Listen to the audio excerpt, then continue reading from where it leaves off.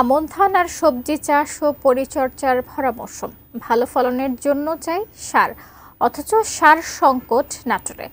কৃষকরা বলছেন সার পাচ্ছে না তারা, কিনতে হচ্ছে বেশি দামে। তবে অভিযোগ মানতে নারাজ ডিলার ও কৃষি দপ্তর। সোহেল রানার ক্যামেরায় নাটোর প্রতিনিধি বোরহানুদ্দিন বনের তথ্যের ডেস্ক রিপোর্টে বিস্তারিত। কৃষিপ্রধান জেলা নাটোর।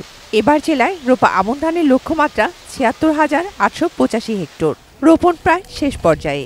প্রত্যাশিত ফলনের জন্য এ সময় ইউরিয়া, টিএসপি, পটাশ, জিঙ্ক সার ব্যবহারের প্রয়োজন হয়, কিন্তু সার নেই। নন ইউরিয়া সারের সংকটই বেশি। মনে করেন আমাদের গৃহস্থতা একদম দেওয়ালে পিঠ ঠেকে গেছে। এখন আবাদ বিনাদ কিভাবে করব আমরা? এখন সরকার যদি ঋতুকের দিকে নজর দেয় তাহলে মনে হয় সাধারণ কৃষক একটু ব্যস্ত।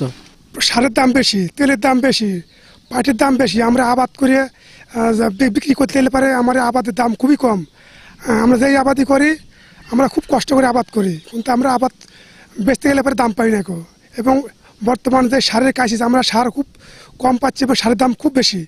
বাজার কারসাজি করে কৃত্রিম সংকটের অভিযোগও আছে। নির্ধারিত মূল্যের চেয়ে প্রতি বস্তায় ২০০ টাকা থেকে ৩০০ টাকা বেশি দামে সার কিনতে হচ্ছে কৃষকদের। ফলে বাড়ছে উৎপাদন খরচ। আমরা কৃষক একটা বিশাল সমস্যার মধ্যে পড়ে গেছি। সেটা হলো সার সিন্ডিকেটে নিয়ে আমরা সরকারি কর্মকর্তাদেরকে জানাচ্ছি, তারা বলতেছে সারের কোনো অভাব নাই। সরকারি কর্মকর্তার কাছে গেলে পরে সারের কোনো ঘাটতি নেই, কিন্তু ডিলারের কাছে গেলে আমার দরকার 5 বস্তা, আমাকে দিচ্ছে 2 বস্তা। এতে দিয়ে আমার হচ্ছে আবাদ করা সমস্যা হয়ে যাচ্ছে। সরকারি যে মূল্য সরকার বলতেছে ন্যায্য মূল্য, তার চেয়ে 200 থেকে 250 টাকা বেশি দিয়ে আমাদের সার কিনতে হচ্ছে। কিন্তু এটা নিয়ে যখন আমরা ঊর্ধ্বতন কৃষি কর্মকর্তার সঙ্গে কথা বলছি, তারা বলতেছে ন্যায্য মূল্যে বাজারে সরবরাহ আছে এবং পর্যাপ্ত পরিমাণ সার আছে। আমাদের দাবি আমাদের ন্যায্য মূল্যে সার প্রদান করা হোক এবং বাজারে সারের সর্বোচ্চ চাহিদা পর্যবেক্ষণ করা হোক। সারটা যদি লাগবে আমার এই মুহূর্তে আজকে, কিন্তু এই সারটা যদি আজ থেকে 15 দিন পর পাই, এই সারটা ধানের আবাদে দিলে আমার ধানটা তো ভালো হবে না। তবে সারের কৃত্রিম সংকট বা বাজার কারসাজির অভিযোগ মানছেন না ডিলাররা। বিআরডিসি ডিলাররা আমাদেরকে বলে যে সারের যা চাহিদা তার তুলনায় বরাদ্দ অনেক কম, আর এই বরাদ্দ কমের কারণে দামটা একটু ওনারা কিছু কিছু সার যেমন টিএসপিটার দাম বেশি, ইউরিয়াটা বাজার মোটামুটি ঠিক আছে, পটাশটাও ঠিক আছে, এমওপি যেটা, আর এই টিএসপির দামটা একটু বেশি নিছে।